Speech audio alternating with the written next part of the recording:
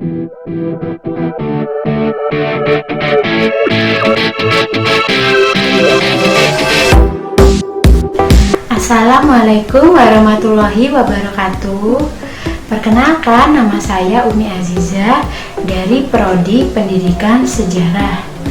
Nah, untuk pembelajaran hari ini kita lakukan secara daring ya. Nah anak-anak, sebelum kita lebih lanjut silahkan mengisi daftar hadir terlebih dahulu. Dan jangan lupa untuk segera membawa perlengkapan yang akan kita pelajari hari ini. Nah, sudah selesai. Nah, sebelum dimulai pembelajaran, mari kita berdoa bersama terlebih dahulu. Berdoa mulai. Selesai. Nah, hari ini anak-anak kita akan mempelajari materi Renaissance. Sebelum kita lebih lanjut, Ibu akan beritahu dulu apa tujuan pembelajaran hari ini. Dengarkan ya. Tujuan pembelajaran yang pertama, kalian nantinya bisa menjelaskan gambaran keseluruhan dari Renaissance. Yang kedua, kalian bisa menganalisis apa itu karakteristik dari gerakan Renaissance. Kemudian kalian bisa menjelaskan faktor-faktor yang menjadi penyebab timbulnya Renaissance. Dan yang terakhir, kalian bisa mengidentifikasi dampak yang dihasilkan dari adanya gerakan Renaissance. Yuk, mari kita belajar. Simak baik-baik ya. Nah, yang pertama, kita belajar dulu tentang apa sih Renaissance itu. Apa sih Bu yang dimaksud dengan Renaissance? Nah, Renaissance itu berasal dari bahasa Perancis yang berarti kebangkitan kembali. Ingat, kebangkitan kembali. Jadi, Renaissance adalah suatu periode dalam sejarah Eropa di mana menghidupkan kembali kebudayaan Barat. Apa saja kebudayaannya itu? Yaitu kebudayaan Yunani dan juga Romawi kuno, yang mana sebelumnya itu telah terkubur atau tidak berkembang di masa abad pertengahan. Nah, di mana pada masa abad pertengahan itu kebudayaan peradaban Barat itu tertutup atau terkubur pada kekuasaan dominasi gereja. Nah, terdapat suatu kaum yang menghidupkan, mengolah kembali kebudayaan klasik tersebut, yaitu kebudayaan Yunani dan Romawi kuno, disebut dengan kaum humanis. Diingat ya, humanis tadi itu tidak hanya memandang kebudayaan klasik sebagai kebudayaan biasa. Mereka memandang kebudayaan klasik sebagai puncak dari peradaban Barat, hingga mereka itu bernostalgia dengan kebudayaan masa silam untuk melanjutkan, mengembangkan kebudayaan klasik tersebut untuk meneruskan kebudayaan dari peradaban Barat. Jadi mereka tidak hanya sekedar bernostalgia, namun mereka juga mengembangkan minat-minat belajar dari kebudayaan klasik untuk mengembangkan masa depan peradaban Barat. Dicatat ya. Nah, namun ada perbedaannya anak-anak.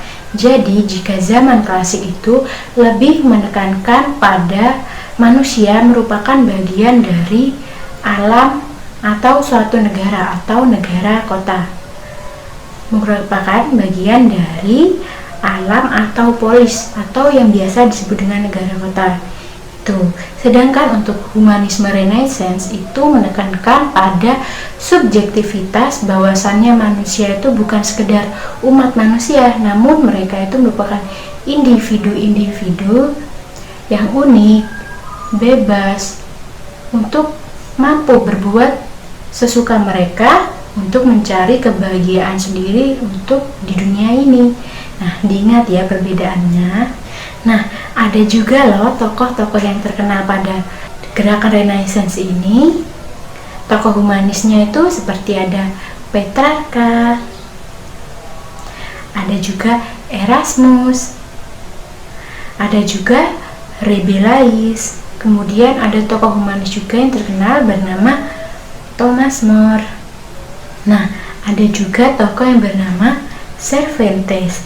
Untuk karya-karyanya, Ibu beri salah satu contohnya ya, yaitu ada salah satu karya dari tokoh humanis yaitu Thomas More yang berjudul Utopia. Nah, isi dari buku itu adalah di mana negara yang memiliki banyak waktu senggang, negara idealis yang memiliki banyak sekali waktu senggang dan mengusahakan banyak infrastruktur bagi pendidikan, kesehatan maupun pengurangan kejahatan.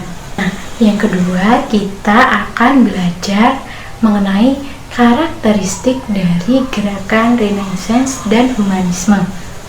Nah, pada awalnya memang benar gerakan Renaissance dan humanisme ini bergerak di bidang kebudayaan, tetapi lama-kelamaan seiring waktu juga bergerak di bidang sosial politik. Memang benar pada awalnya pada bidang kebudayaan karena banyaknya lahir karya sastra, seni maupun infrastruktur. Namun seiring berjalannya waktu dengan peningkatan kemampuan rasio yang dimiliki manusia, juga berkembang gerakan tersebut ke arah sosial politik. Nah, kaum humanis sendiri percaya bahwasannya manusia yang sudah dianugerahi dengan kemampuan intelektual mampu membawa perubahan besar bagi bidang politik, sosial, ekonomi, seni maupun yang lain. Nah, untuk gerakannya sendiri itu disepakati oleh sebagian besar ahli terjadi pada sekitar tahun 1500. Nah, gerakan Renaissance dan humanisme ini pertama-tama berkembang pesat di Italia, kemudian berangsur berjalannya waktu, kemudian berkembang di Jerman, Perancis, dan negara-negara bagian Eropa lainnya. Nah, di Italia, terutama di Florence, itu banyak sekali teks-teks filsafat Yunani yang berasal dari Arab yang banyak dipelajari. Maka dari itu Florence merupakan salah satu wilayah yang menjadi penggerak atau pendorong lahirnya gerakan Renaissance dan humanisme. Dicatat ya Nana. Nah, mengapa hal itu disebabkan? Selain karena pusat kekuasaan gereja, Paus Leo X merupakan salah satu penggerak gerakan Renaissance yang aktif. Kemudian hal lainnya yaitu Florence merupakan salah satu kota dengan dagang terbaik, terkaya, yang amat terkenal pada abad 13. Kemudian juga di Florence juga terkenal dengan industri woolnya yang sangat baik. Maka dari itu Florence bisa menjadi salah satu wilayah lahirnya gerakan Renaissance. Selanjutnya kita akan belajar mengenai faktor-faktor yang melahirkan gerakan Renaissance dan humanis. Yang pertama yaitu munculnya banyak kelas menengah baru. Mengapa Bu? Karena dengan adanya kemajuan ekonomi, berkembang pesat pertumbuhan itu memicu untuk lahirnya banyak kelas menengah baru pada zaman itu, yang akhirnya menimbulkan minat untuk mempelajari kembali kebudayaan Eropa, yaitu kebudayaan Yunani dan juga Romawi kuno. Banyaknya dan munculnya banyak kelas menengah baru dan juga kota-kota dagang yang makmur akibat perdagangan itu perlahan mengubah pemikiran tentang kemakmuran yang ada di dunia. Perlahan-lahan manusia itu mulai optimis mencapai kesejahteraan di dunia. Dan juga perlahan-lahan akhirnya kekuasaan dari gereja itu luntur dan kehilangan kewibawaannya. Manusia di zaman itu mulai optimis terhadap kesejahteraan dan positif terhadap apa yang akan bisa ia raih di dunia. Nah, faktor yang kedua adalah adanya dukungan dari para pengusaha bangsawan yang progresif. Mengapa? Nah, orang-orang kaya baru ini memiliki idealisme dan cita rasa seni yang tinggi, hingga jika mereka sudah berhasil pada bidang bisnis misalnya, kemudian mereka juga merambah ke bidang lain. Nah, orang-orang kaya tersebut juga mempelopori pembiayaan di bidang kajian seperti di bidang humaniora maupun membiayai sekolah-sekolah untuk meningkatkan seni maupun sastra. Tentu sangat besar bukan peran dari bangsawan maupun orang-orang kaya itu. Pada masa ini juga lahirlah seniman-seniman besar seperti Donatello, kemudian ada juga Leonardo da Vinci, kemudian ada Michelangelo, juga ada yang bernama Raphael. Nah, di Florence, Italia, sumbangan besar dari orang kaya itu terlihat pada salah satu keluarga, yaitu keluarga Medici. Mengapa? Nah, salah satu anggota dari keluarga Medici ini juga melakukan sumbangan besar, yaitu memprakarsai lahirnya Akademia Plato pada tahun 1642. Nah, ini tuh berisikan diskusi-diskusi ilmiah non informal yang mana isinya ada para cendekiawan maupun kaum-kaum terpelajar pada masa itu. Nah, yang ketiga yaitu faktor pendorongnya adalah kenyataan pahit yang terjadi di abad pertengahan. Nah, secara khusus di Inggris pada waktu itu terdapat banyak sekali kemiskinan maupun banyak kenyataan pahit lainnya yang memicu lahirnya Renaissance. Mereka secara perlahan mulai berpikir bahwasannya mereka seharusnya tidak menyerahkan semua yang mereka punya kepada pihak yang mengusahakannya. Mereka seharusnya pasti bisa mencari jalan keluar dari masalah mereka sendiri-sendiri untuk mencapai kesejahteraan. Bahkan lomba gereja pun dinilai tidak bagus dan juga tidak mampu mendapatkan atau memberikan kesejahteraan bagi masing-masing individu. Maka dari itu dibentuklah dan diperkuat suatu institusi yang bernama negara agar mereka bisa mempunyai penopang dalam hidup pada zaman itu.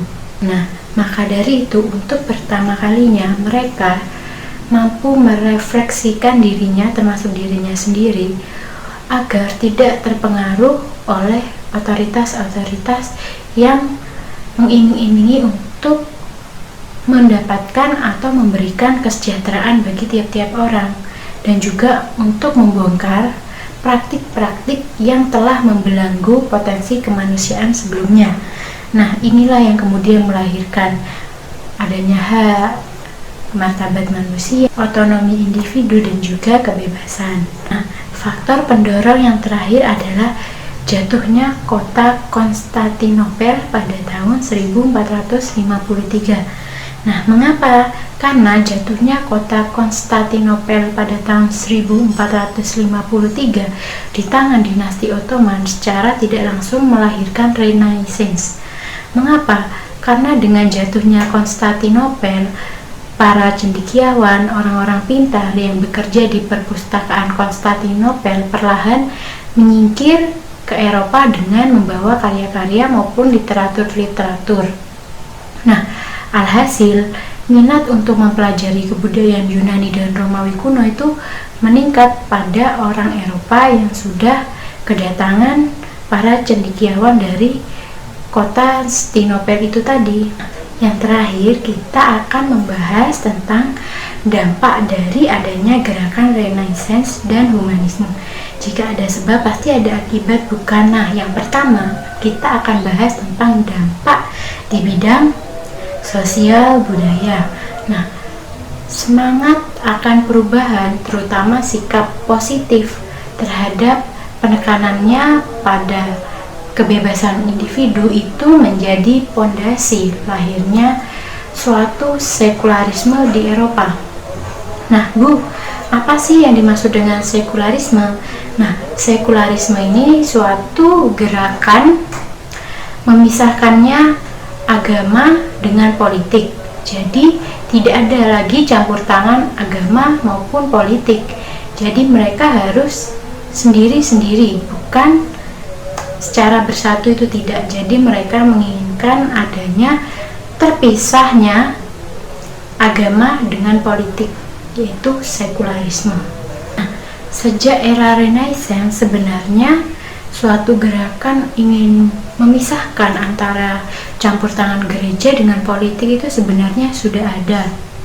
Nah, misalnya itu yang terjadi pada tahun 1296, yang mana Raja Philip IV menangkap dan memenjarakan seorang paus.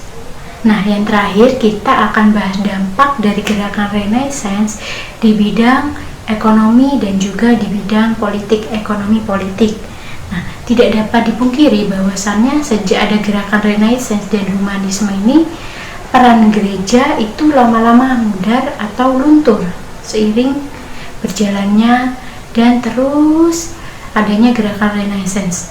Nah, untuk mengganti peran dari gereja itu, masyarakat memperkuat dan memperkokoh suatu institusi tadi itu yang bernama dengan negara, yang mana diyakini itu bisa membawa kesejahteraan bagi masyarakatnya dan dipimpin oleh seorang raja. Dan raja ini kemudian berpikir bagaimana cara agar menyejahterakan rakyatnya dan juga tidak dibayang-bayangi oleh dominasi kekuasaan gereja seperti sebelumnya. Raja-raja itu beruntung karena pada saat yang bersamaan para pedagang dan juga usaha-usahawan ini yang dalam negeri ini berkembang sangat cepat, dan pada akhirnya raja dan juga para usahawan ini menjalin kerjasama untuk meningkatkan perekonomian suatu negara. Nah, pada saat itu akhirnya raja melindungi aktivitas perdagangan daripada pedagang-pedagang itu, dan timbal baliknya pedagang itu memberikan pajak kepada negara. Seperti itu pembelajaran kita hari ini terkait materi Renaissance. Diingat, jadi Renaissance itu masa kebangkitan kembali. Kesimpulannya, Renaissance adalah suatu periode dalam peradaban Eropa, peradaban Barat tentang kebangkitan kembali, membangkitkan kebudayaan klasik yaitu Yunani dan juga Romawi kuno. Nah, itu Ibu selanjutnya akan memberikan tugas untuk kalian, silahkan bisa dicek di Google Classroom ya. Dan juga untuk materi pekan depan Ibu akan bagikan nanti pada grup WhatsApp kalian maupun pada Google Classroom. Nah, silakan belajar ya untuk materi pekan depan. Nah, untuk hari ini silahkan kalian boleh menutup buku pembelajaran karena pembelajaran hari ini sudah selesai. Dan sebelumnya mari kita berdoa dulu. Berdoa mulai. Selesai. Nah, semoga pembelajaran hari ini bisa memberikan manfaat untuk kalian dan juga menambah wawasan, pengetahuan, dan ilmu, dan akhirnya memberikan pengaruh positif untuk kalian. Tetap semangat belajar di masa pandemi ini ya, tidak boleh malas, dan juga tetap jaga protokol kesehatan, menggunakan masker, dan jika mau keluar atau pulang dari suatu tempat, gunakan hand sanitizer. Nah, sekian pembelajaran dari Ibu. Wassalamualaikum warahmatullahi wabarakatuh. Terima kasih.